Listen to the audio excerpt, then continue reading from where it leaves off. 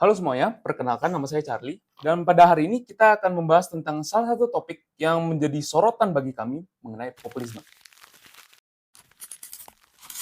Dan menurut John Werner Muller dari buku What is Populism, populisme merupakan cara pandang moralistik dalam politik yang membela masyarakat antara rakyat yang dianggap suci dan bersatu dengan elit yang dipersepsikan sebagai korup dan tidak bermoral.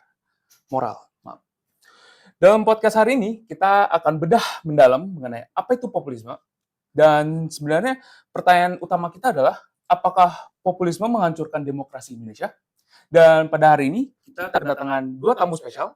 Dan dua tamu ini tidak main-main, mereka sudah menjadi politisi sudah sejak lama. Boleh Bapak memperkenalkan diri dulu? Dari siapa? Oke, saya Muhammad Afgana Babil. Saya kebetulan di dalam konteks organisasi politik, saya aktif di Gerakan Indonesia Raya dan juga selain daripada saya di firma hukum dan juga saya memiliki pengalaman di DPR RI sebagai staf anggota. Oke, boleh Bapak? Ya, kalau saya sendiri, Saiful Salim, kebetulan saat ini bergerak memang ada saat ini masih statusnya LSM ya, ataupun ormas yang dimana biasa disebut dengan gerakan rakyat, yang memang itu kita membangun gerakan rakyat sebagai inspirasi dari tokoh yang memang mungkin akhir-akhir ini sudah dikenal. Kebetulan beliau juga kemarin sempat calon presiden itu adalah Bapak Anies Rashid Baswedan. Oke, baik. Keren ya, nah narasumber kita pada hari ini. Dan kita masuk saja ke pertanyaan pertama. Ini pertanyaan sangat mendasar Bapak-Bapak. Pertanyaan pertama, menurut Bapak sendiri, apakah populisme itu? Dan mengapa populisme bisa terjadi di Indonesia? Mungkin saya sedikit menjawab ya. Pertama, populisme adalah metode politik yang mendekatkan diri kepada masyarakat atau kepada konstituen atau para pemegang suara. Nah, dalam hal ini memang menjadi kebutuhan politik karena mengingat riset market kita dan juga masyarakat kita masih cenderung menyukai hal-hal yang berkaitan dengan populisme. Nah, tadi sudah disampaikan oleh moderator atau dalam hal ini pembawa acara mengenai populisme dan juga moralitas. Memang dalam konteks tersebut menjadi sesuatu yang debatable, tetapi dalam konteks politik yang berbicara menang dan kalah, hal tersebut menjadi relevan karena tujuan daripada politik dan kontestasi pemilu adalah untuk merebut kekuasaan, sehingga dalam hal ini populisme menjadi relevan untuk memenangkan kontestasi pemilu. Mungkin dari Mas Eko. Kalau saya sebenarnya begini, populisme itu kan kita pahami terlebih dahulu ya. Dia populisme itu dasarnya apa? Populisme ini kan kita bisa bicara dalam dua konteks. Yang pertama itu karena mungkin ada kesenjangan sosial, entah itu bisa berbentuk pendidikan, kesehatan dan lain sebagainya. Atau yang kedua, memang populisme itu hanya dijadikan sebagai alat politik yang dimana adanya kesenjangan, namun para elit itu seolah-olah mereka ini adalah bagian dari masyarakat. Apakah memang kesehariannya dia itu adalah bagian dari masyarakat atau dalam konteks adalah rakyat kecil? Ini kan perlu harus kita memahami secara bersama gitu. Karena kalau menurut saya bahwa populisme itu kan kita tahu lahir daripada rahim rakyat itu sendiri, bahwa populisme itu adalah bagian daripada kerakyatan, bagian daripada kedaulatan, daripada anak bangsa kan seperti itu. Nah, kalau kita kontekskan bahwa populisme dalam hal mohon maaf ya, kita mengatakan di pemilu 2004, 2019 dan ke belakang, itu hampir semua para calon kandidat itu berangkat dari yang disebut dengan populisme. Apalagi yang sering digunakan populisme itu di tahun 2019. Itu sangat kental populisme itu. Misalnya kita podcastnya politik ya. Ya, betul, kita Pak. sebutkan saja di zamannya Pak Jokowi. Di zamannya Pak Jokowi itu dia diberikan stempel populisme. Oke. Kan begitu. Dia adalah orang yang memang benar-benar lahir dari rakyat. Memang ketika ternyata ditelusuri memang benar beliau itu adalah seorang orang yang bekerja hanya sebagai tukang dan sebagainya. Dan dia kemudian dianggap sebagai orang yang benar-benar lahir daripada rahim rakyat gitu. Nah, berbeda di tahun 2024. Nah, ini ada berbagai macam elit politik itu kemudian mengedepankan terkait dengan populisme dia, tapi itu hanya berakhir pada retorika. Dalam Oke. artian begini, populisme ini kan kita menganggap dan mengetahui bahwa dia adalah sesuatu hal yang suci yang berada di masyarakat.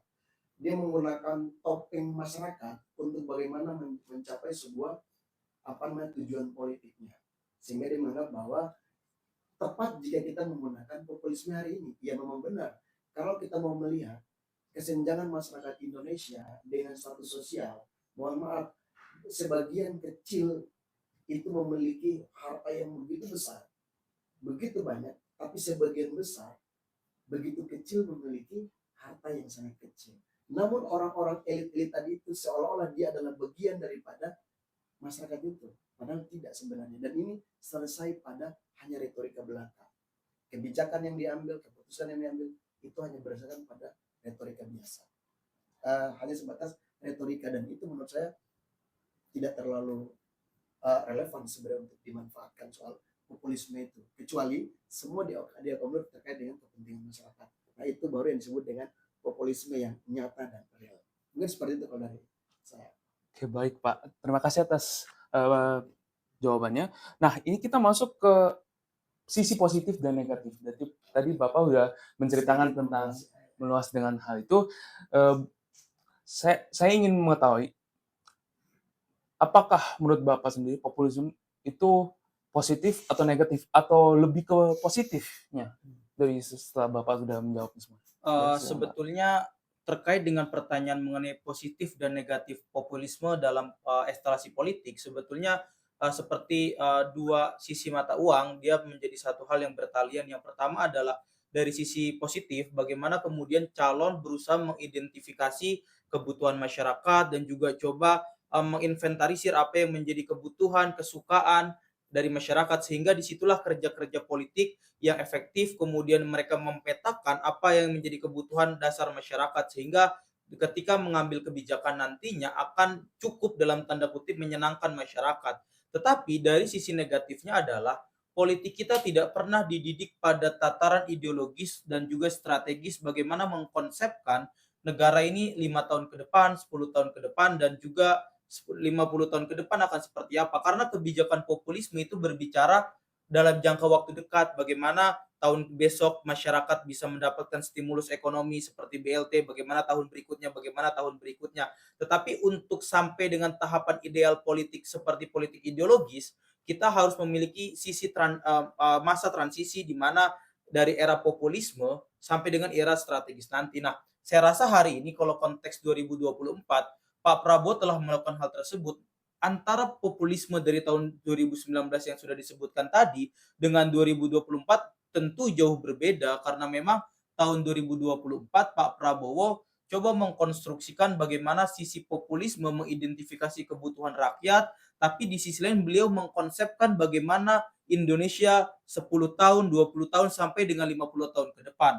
Nah, harapan kami adalah tahun 2029 nanti kita sudah pada tataran ideologis yang mana sesuai dengan cita-cita Pak Prabowo tentang konsep dan arah bangsa ini. Jadi hari ini di tahun 2024 ketika kita berbicara positif dan negatif tentu masing-masing memiliki argumentasi, tetapi yang saya dapat yakinkan adalah tahun 2024 adalah masa transisi dari era populisme politik yang betul-betul tadi kembali lagi dikatakan amoral kepada politik ideologis, politik sesuai dengan cita-citanya. Dan kalau memang kita baca asta cita Pak Prabowo, itu dijabarkan secara komprehensif bagaimana beliau meyakinkan bangsa ini bahwa republik ini akan sanggup bertahan 100 tahun ke depan, 50 tahun ke depan. Jadi apa yang dilakukan Pak Prabowo pada tahun 2024 menurut saya ada refleksi kebangsaan dan refleksi politik nasional, di mana kemudian politik bukan hanya serta-merta menjadi ajang untuk menyenangkan rakyat, tapi bagaimana merekonstruksikan, merestorasi, dan juga memperbaiki situasi kondisi negara. Mungkin seperti itu. Oke, boleh Bapak? Kalau soal dampak negatif ataupun dampak positif ya tadi kurang lebih sudah saya ulas. Betul. Tapi ini saya sedikit mengerucut terkait dengan dampak positifnya. Memang siapapun elit politik itu yang pertama, entah dia tokoh mulai dari tingkat nasional maupun tingkat daerah, sudah pastinya dia akan menggunakan populismenya. Kenapa populisme itu lahir? Dari mana sih populisme itu? Kalau berdasarkan konteks politik hari ini di Indonesia, Yang pertama itu dia berangkat dari partai politik. Memang benar tadi disampaikan oleh Mas Afgan bahwa populisme itu tuh sebenarnya kendalanya atau negatifnya sekarang saat ini adalah tidak mengimplementasikan ideologi itu. Nah, padahal kalau kita mau melihat lebih jeli bahwa partai politik itu kan hari ini membasiskan dirinya atau partainya itu pada pemahaman-pemahaman tertentu. Misalnya kita sebutkan PDIP. PDIP itu berangkat daripada marhanisme. Sudah tentu masyarakat kecil, sudah tentu golongan kecil yang berada dari tani dan lain sebagainya. Yang kedua kita bicara terkait dengan mungkin misalnya PKS. PKS itu berangkat dari sekelompok masyarakat yang memang itu benar-benar lahir daripada pahamnya adalah agama, Islamisme dan lain sebagainya dan lain sebagainya. Ini kan tentu populisme bersiskan pada basis mayoritas, kan seperti itu. Yang kedua yang ketiga kita bicara soal tadi misalnya ada Partai Gerindra dan sebagainya. Tentu nasionalismenya dengan patriotismenya itu semua udah ada, kan seperti itu. Nah, tapi menjadi pertanyaan mendasar, apakah semua ini dapat diimplementasikan atau tidak? Negatifnya menurut saya bahwa dari zaman partai politik itu berdiri sampai saat ini, negara sudah merdeka sekian tahun, dan kemudian pertanyaan apakah sudah diimplementasikan secara utuh terkait dengan ideologinya tadi? Jawabannya sampai sekarang, mohon maaf, kita masih dalam tanda kutip tidak terimplementasi dengan baik. Itu karena apa? Yang pertama itu mempengaruhi kepada satu, saat ini sangat mudahnya orang masuk partai politik. Mohon maaf, kita bisa katakan misalnya Partai Gerindra, Partai PKS, atau partai-partai yang saat ini ada. Saya bukan menjustifikasi salah satu partai, tidak. Semua partai, apalagi partai yang paling banyak itu adalah Partai PAN. Yang dimana di situ, mohon maaf, bukan kita mendiskreditkan bahwa karena mereka artis, ya tidak.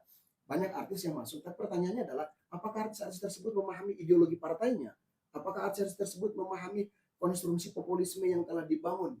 Nasionalismenya, patriotismenya, atau apapun itu yang berada dalam partai politik? Jawabannya tidak.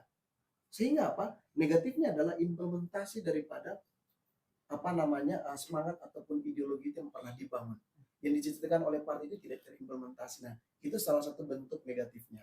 Terus yang kedua, misalnya kalau kita mau analisis lebih jauh, bentuk populisme yang hari ini tidak tumbuh subur di masyarakat, tidak tumbuh subur di elit politik, dan elit politik juga tidak sadar, karena semua cenderung partai politik itu tidak ada yang cepat pergantian ketua umumnya, cenderung lama semua. Kalau kita bicara terkait dengan ada satu teori namanya Lord Acton. Lord Acton itu dia menyampaikan teori tentang kekuasaan yang cenderung lama itu sudah akan pasti korup. Artinya apa? Bahwa di dalam teori itu dia menjelaskan terkait dengan semua elit politik itu menggunakan wajah populismenya dia. Padahal dia tidak lahir daripada rakyat kecil, dari masyarakat kecil. Justru dia adalah elit-elit yang dimana memiliki rahim yang sudah berbeda secara struktur sosialnya. Sehingga dia tidak menyadari bahwa ini yang dia bangun itu apa, ini yang dia buat itu apa. Begitu. Jadi semua hanya selesai pada retorika, semua hanya selesai pada narasi-narasi politik yang dia bangun sehingga mengambil simpati masyarakat. Nah, ini terkait dengan poin negatifnya. Tapi kalau bicara soal poin positif, memang sudah tentu banyak. Itu hanya mengelabui masyarakat sebenarnya. Supaya masyarakat memilih si A, si B, si C dengan kepalsuan-kepalsuan yang ada. Kalau menurut saya begitu. Kalau kita mau lebih kritis ya, untuk melihat dan mengkontekskan bahwa populisme di era demokrasi Indonesia yang sangat cukup dini, menurut saya Indonesia itu belum cukup dewasa dalam hal berdemokrasi. Secara konstitusi bisa kita anggap dewasa. Secara peraturan semua sudah ada undang-undang yang menjamin kita untuk menyampaikan pendapat itu demokratis dan sebagainya.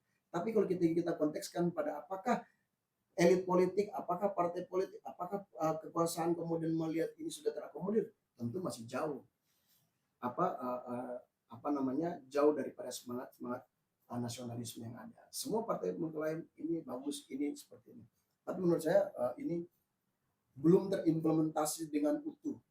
Kalau bahasa yang lebih kritisnya itu belum direalisasikan secara kolektif kolegial untuk merasakan untuk membuat kebijakan yang benar-benar menyentuh masyarakat. Itu belum utuh. Oleh sebab itu kita harus mengoreksi juga ya, bahwa hari ini kita harus koreksi itu gitu. Kita sebagai kaum yang kritis kita harus melihat hal seperti itu. Mungkin kalau saya demikian. Oke, baik Pak. Tapi saya punya pertanyaan ini dari pertanyaan ini semua sih Pak. Tapi menurut Bapak di sini, apakah tadi Bapak sempat mention bahwa demokrasi di Indonesia itu belum stabil. Nah, menurut Bapak sendiri, Bapak Afgan sama Bapak Saiful, demokrasi yang sebenarnya harus dianut sama Indonesia apa sih? Jadi seperti ini.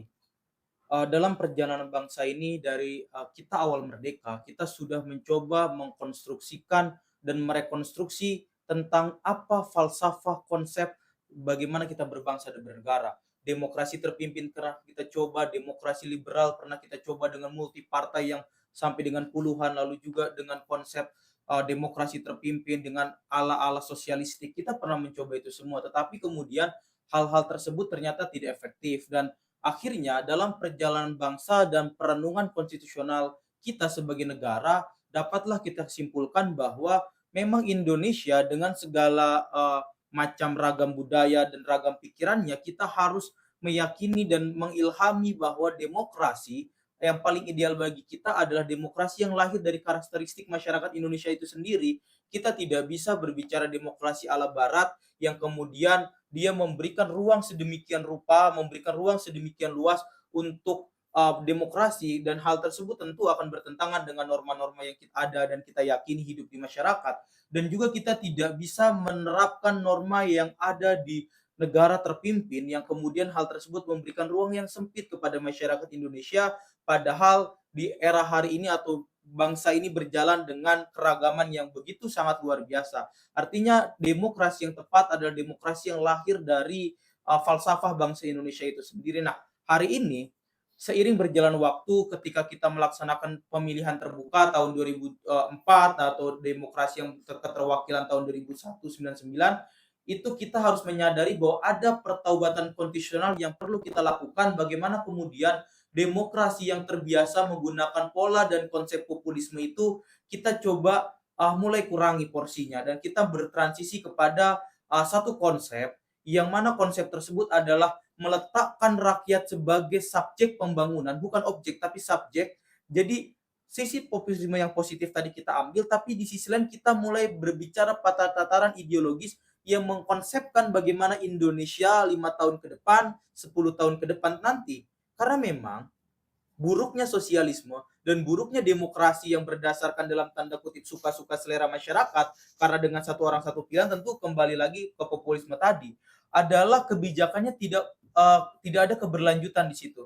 Tidak ada keberlanjutan, setiap ganti rezim, setiap ganti pemimpin itu tidak ada keberlanjutan. Makanya yang perlu dipastikan adalah bagaimana keberlanjutan di dalam transisi kepemimpinan, bagaimana kemudian rencana jangka pendek kita sebagai bangsa, dan itulah yang perlu kita lakukan, yang perlu kita jalankan agar kemudian demokrasi yang berdasarkan nilai-nilai kebangsaan dan demokrasi yang lahir dari perenungan konstitusional kita sebagai warga negara itu betul-betul lahir. Saya sepakat bahwa demokrasi Indonesia itu belum ideal karena kita masih terlalu dini berbicara demokrasi. Kita masih latah mengenai apa itu demos dan apa itu kratos. Kita masih pada tataran yang latah karena memang kita masih negara baru.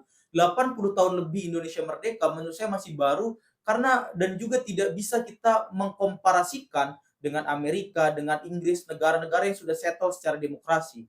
Kita harus mengkomparasikan dengan negara yang seumur dan juga dengan seluas Indonesia. Artinya hari ini saya percaya betul bahwa kita menuju transisi demokrasi bangsa yang sejati. Kalau kata Pak Prabowo, demokrasi yang saling merangkul, demokrasi yang saling membersamai, dan demokrasi yang gotong royong untuk sama-sama memajukan demi keutuhan bangsa, bukan demokrasi yang saling menjatuhkan. Mungkin itu kembalikan. Oke, masih Pak. Berarti demokrasi yang saling merangkul ya Pak. Betul Pak. Oke. Kalau dari Bapak Saiful sendiri, gimana pendapat Bapak? Iya, kalau soal demokrasi ya, kalau saya kan sebenarnya memahami demokrasi begini. Oke, tadi soal historis kita, soal demokrasi itu kan kita kenapa harus demokrasi? Karena itu ada satu kejadian yang dimana memang di zaman kita sebut saya misalnya zaman Pak Harto ya, itu kalau dia anggap demokrasi, menurut saya itu juga bagian daripada demokrasi. Tapi meskipun dia adalah salah satu penguasa yang paling lama, kurang lebih 32 tahun ya, Soeharto memimpin. Tapi apakah dia dipilih? Jawabannya iya, dipilih. Melalui apa? Melalui DPR dan lain sebagainya. Dia disahkan oleh MPR. DPR sudah mewakili rakyat, MPR sudah mewakili lembaganya, kan seperti itu. Apakah ini demokrasi? Jawabannya tetap demokrasi. Namun demokrasinya berbeda, kan begitu, sistem pemilihannya itu berbeda. Tapi kalau memang misalnya hari ini dimaksudkan bahwa demokrasi itu adalah kita anggap dia sebagai sistem untuk bagaimana satu menyalurkan pendapat, yang kedua kita bebas berkehidupan dengan segala macam latar belakang, beragama yang bebas misalnya dan sebagainya. Lalu kita kaitkan dengan populisme dan sebagainya. Apakah sudah cukup dewasa populisme diletakkan pada sistem demokrasi kita hari ini? Jawabannya belum tentu iya, tapi bisa saja iya. Oh, Ini gimana tuh, masih Pak? dia dalam abu-abu. Oh, masih. Misalnya kita bilang begini, apakah hari ini kita menyampaikan pendapat itu dikekang? Jawabannya tidak berdasarkan konstitusi. Konstitusi di kita di dalam pasal 28 A sampai sekian itu membahas tentang kewarganegaraan, hak bebas masyarakat, hak apa semua itu semua ada. Itu di pasal 28. Tapi kalau kita bicara soal undang-undangnya, ada undang-undang yang menyampaikan pendapat. Itu soal demokrasi. Tapi demokrasi dalam sistem politik kita kaitkan dengan partai politik. Mohon maaf, itu tidak ada sistem demokrasi yang adil. Misalnya nih, satu ketua umum dia akan pasti menjabat partainya itu sampai mungkin saja bisa sampai dia mati. Kan begitu? Ya. Apakah ini sudah dipakaikan partai atas memberikan contoh kepada masyarakat sebagai edukasi bahwa demokrasi itu harus seperti apa? Ingat loh, demokrasi semua ini hanya hadis dengan teori, hanya hadis dengan buku-buku, dengan hanya hadis di kampus-kampus. Itu demokrasi. Tapi pada realitanya sudah ada konstitusi mengatur, sudah ada undang-undang mengatur, tapi ketika anak-anak menyampaikan pendapat, terkadang masih dikekang oleh penguasa. Ya mungkin teman-teman sendiri bisa lihat kan, berapa orang yang ditangkap ketika demo dari zaman dulu sampai sekarang, kan begitu. Tapi kalau kita kontekskan pada soal politik, ini tentu banyak sendi yang perlu harus kita lihat. Apakah demokrasi di sistem pendidikannya sudah sangat cukup demokratis? Mohon maaf, setiap pergantian rejim, kurikulumnya diubah dan sebagainya. Tidak utuh kita menjadi bangsa yang mandiri dalam hal konteks pendidikan kita. Setiap zaman, setiap periodisasi berubah dalam hal kebijakan kesehatan. Di zaman dulu nggak ada BPJS, sekarang sudah ada BPJS. Beberapa tahun yang lalu BPJS mau dibebankan yang begitu berat. BPJS ketenagakerjaan, dia diburu dan sebagainya. Ini kan demokrasi dalam sistem ini kan banyak sendinya. Nah, tapi kita ketika mengacu pada satu pernyataan yang paling populer, itu namanya Winston. Dia dulu kalau nggak salah itu wakil wali kota atau wakil gubernur, Perdana Menteri deh kalau nggak salah di Inggris. Nanti teman-teman cari kalau saya salah. Itu dia menyampaikan bahwa tidak ada satu sistem yang paling demokrasi itu adalah sistem yang paling buruk, tapi tidak ada sistem yang lebih baik daripada demokrasi. Artinya apa? Kita tidak memiliki pilihan. Dulu ada namanya aristokrasi. Ada namanya beberapa sistem-sistem yang pernah, monarki juga pernah diterapkan di Indonesia. Di zaman sebelum kemerdekaan, ada kerajaan.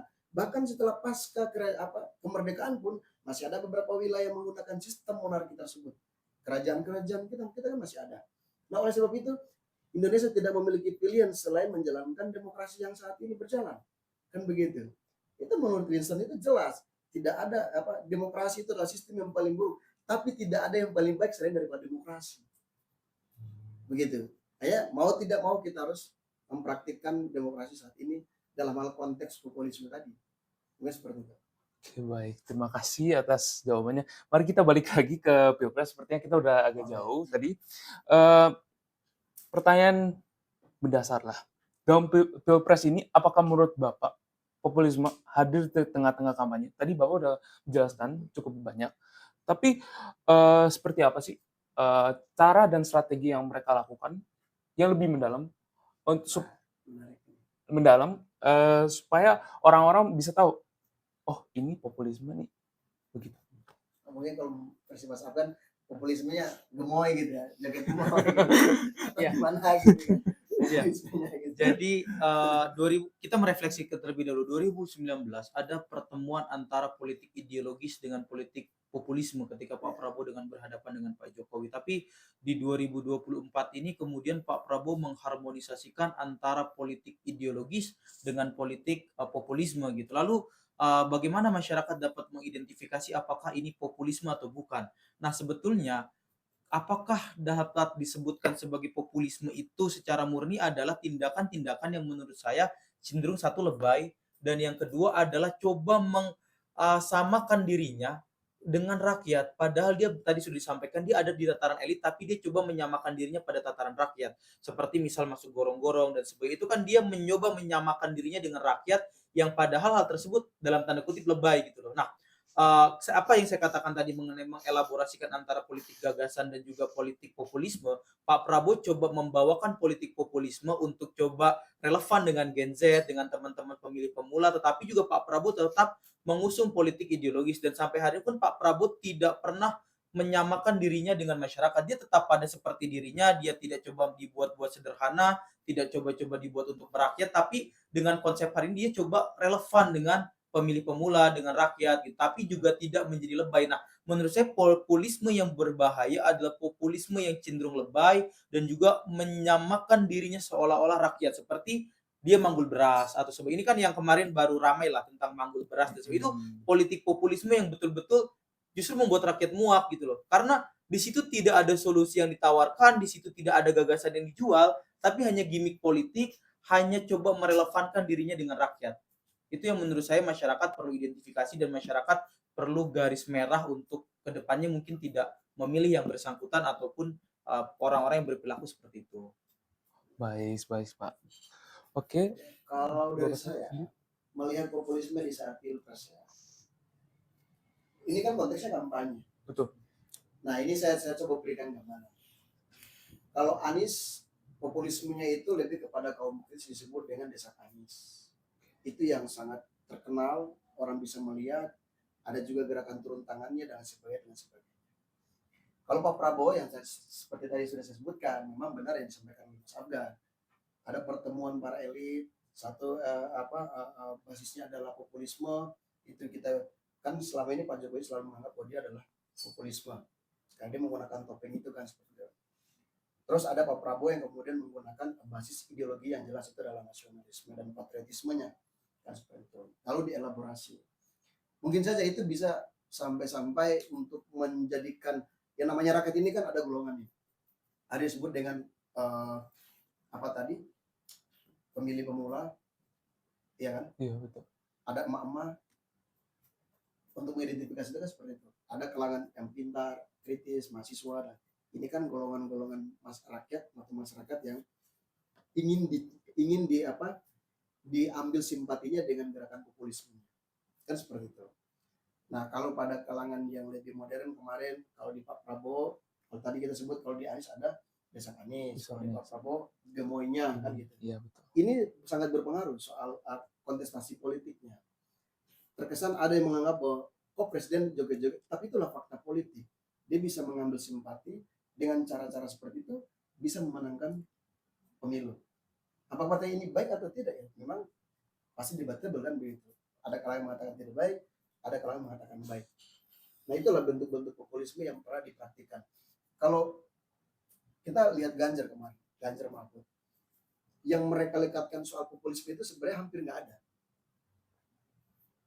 Hampir nggak ada. Semua berbentuk pada program kerja yang sifatnya visi misi 5 tahun kemudian. Dan itu tidak menggunakan populisme yang real. Kalau Anies ada desa-desa Aniesnya, kalau Pak Prabowo ada juga kan gitu. Gemoy dan sebagainya itu fakta politik. Tapi kalau Pak Ganjar menurut saya hanya berdasarkan pada konsep-konsep meritokrasi lah. Dia orang yang menyampaikan visi misinya terlalu datar gitu kan, sehingga politik kita itu hari ini netizen kita pemilih goib basis goib yang ada di sosial media dengan basis real di masyarakat tidak terlalu memandang mereka kan gitu. Justru yang mereka perhitungkan adalah Anies dan Pak Prabowo kan gitu. Soal apakah kemarin ada atau tidak soal populismenya.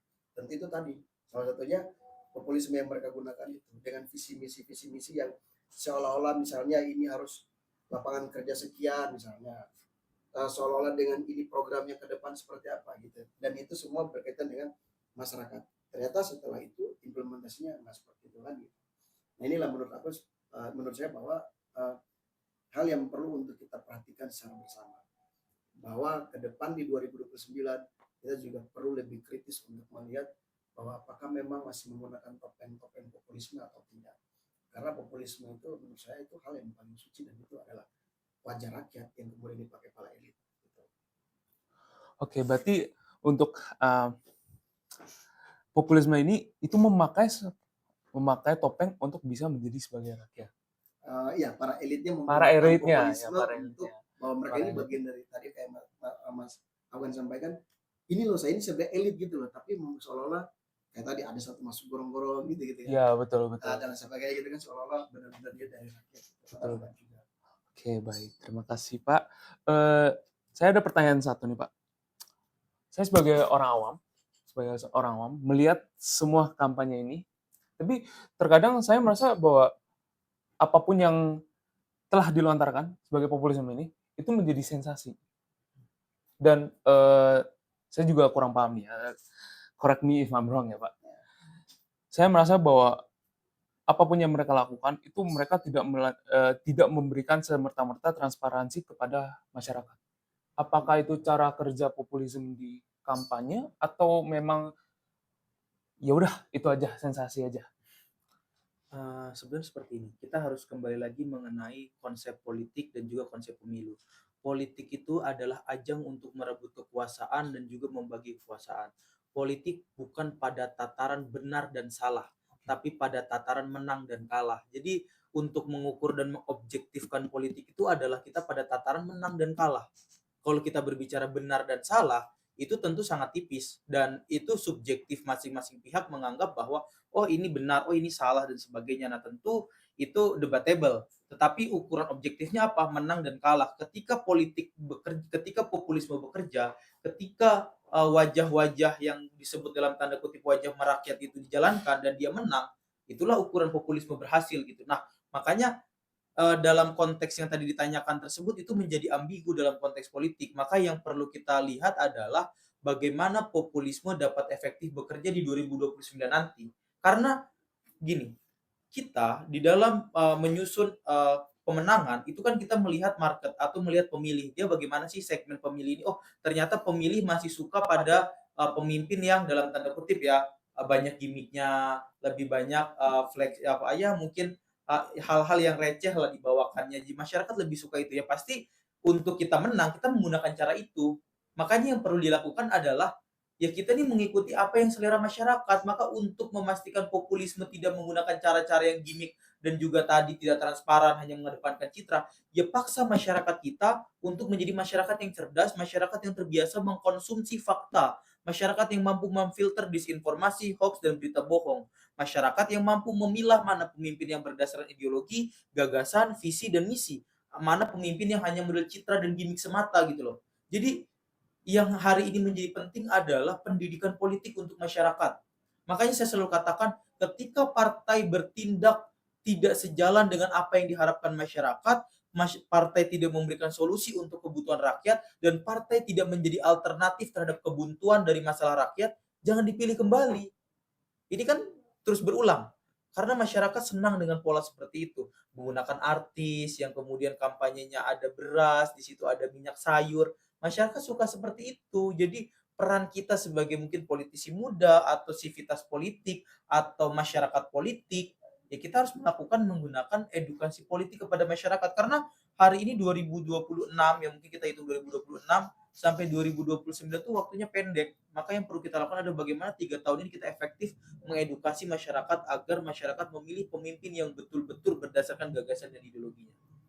Oke baik Pak. Berarti mengedukasikan masyarakat ya Pak supaya mereka tidak salah pilih jatuhnya. Kalau untuk Bapak saya? Kalau saya sama ya. Tapi mungkin begini, ada sedikit pandangan bahwa ini kan tadi pertanyaannya gimana memposisikan populisme ya terhadap apakah memang kita harus transparan dan sebagainya, supaya dalam kampanye dan sebagainya. Kalau menurut saya begini, ada hal yang kemudian perlu kita garis bawahi dalam hal konteks tadi yang soal politik, mencapai suatu kekuasaan dalam kontestasi ya. Ada hal yang paling menarik dalam fenomena 2024. Populisme yang memang kalau kan hari ini kan Pak Prabowo sudah menang ya, kita bagian dari presiden kita juga, bagian daripada pimpinan kita untuk memimpin negara. Kalau ketika kita evaluasi, memang masyarakat sangat cukup terhipnotis dengan cara MC mereka lah ya, untuk bagaimana melihat masyarakat sekarang ini apa. Misalnya tadi dengan joget gemoy itu orang tahu Pak Prabowo kan begitu. Masyarakat kecil siapapun anak kecil bisa nyanyi misalnya oke gas gitu kan. Ini masyarakat terhipnotis dengan cara-cara politik yang dimana menurut aku tentu kalau misalnya kita kebetulan saya kan orang Anies, tentu kalau menurut saya ini cara politik sah-sah saja sebagai menggunakan bahwa ini adalah bagian dari cara politik. Tapi apakah dia berpengaruh terkait dengan edukasi politik? Sangat mempengaruhi. Dia mendegradasi intelektual masyarakat umum dengan cara seperti itu. Dengan melihat, oh masyarakat mudah nih kita bodohi dengan cara seperti ini. Seharusnya kalau menjadi calon pemimpin adalah memberikan gagasan. Memang tentu ada visi misinya Pak Prabowo. Tentu orang melihat itu, tapi sebagai gimmicknya tadi, itu hanya melengkapi itu tadi. Makanya saya bilang saya tidak menolak cara itu. Tapi kalau dari kami sendiri itu lebih utuh, lebih kritis. Karena namanya program Desa Anies. Dia datang di masyarakat intelektual, apa pandanganmu terhadap 2024 ini, visi misi yang perlu saya bawa apa? Dia menanyakan aspirasi. Namanya juga Desa Anies, memberi saran. Anies, lu mau buat apa ke depan? Kan begitu bahasa modernnya. Bahasa kekinian begitu. Nah, jadi kalau di kami sendiri, populisme yang kami terapkan kemarin, itu adalah edukasi. Tidak ada gimmick-gimmick apapun itu. Apakah perlu ada gimmick? Tentu perlu. Kan begitu. Toh masyarakat kita kan lucu-lucu juga. Jadi mudah untuk diarahkan kemanapun. Nah inilah keberhasilan Pak Prabowo dalam hal memberikan satu gagasan ternyata selain daripada kekritisan, idealis atau visi misi yang diberikan, ternyata yang dilengkapi itu adalah tadi joget gemoy dan sebagainya. Ini melengkapi itu. Kalau kita memang cuma pada satu, itu ada soal gagasan ke depan, tidak ada gimmick-gimmick seperti itu. Sehingga menurut kami ini mungkin bagian daripada kelemahan kami berdasarkan pandangan masyarakat yang hari ini telah memilih Pak Prabowo kan begitu. Karena kita tidak mampu mengambil simpati itu. Tapi sebagai dasar evaluasi kami tetap berdiri pada prinsip, yaitu adalah membangun negara ini dengan ide, kan begitu, dengan gagasan-gagasan yang kritis. Tidak ada gimmick-gimmick politik, karena yang namanya gimmick politik itu adalah secara tidak langsung mendegradasi pikiran-pikiran masyarakat. Yang seharusnya masyarakat lebih kritis melihat pemimpinnya ke depan seperti apa, kita melakukan itu. Meskipun hari ini tidak terpilih dan tidak ini soal yang masa lalu ya. Karena yang tadi mempertanyakan soal 2024 ya kami jawab bahwa kami tidak populisme gimmick yang seperti itu, komedian seperti itu tidak ada. Mungkin seperti itu kalau dari saya. Oke, Pak. Terima kasih banyak ya Pak atas jawabannya. Ini sepertinya kita udah agak jauh ya dari waktunya. Untuk closingannya saja, ini kan tadi saya mempertanyakan di awal-awal. Menurut Bapak sendiri, apakah populisme dapat menghancurkan demokrasi Indonesia? Nah itu closingan kita. Boleh dibantu dijawab Pak? Secara summary-nya aja, secara ringkasan saja. Berat ya jawaban. Bagi saya tentu berpotensi menghancurkan demokrasi ketika populisme diisi dengan gimmick politik yang berlebihan, dengan kepura-puraan, dengan kepalsuan. Tetapi juga sebagai masyarakat demokrasi yang belum cukup dewasa dan sebagai sebuah negara yang belum cukup matang dalam membicarakan demokrasi, kita harus mencoba mentransisikan demokrasi kita kepada demokrasi ideal, demokrasi yang mengedepankan visi dan gagasan.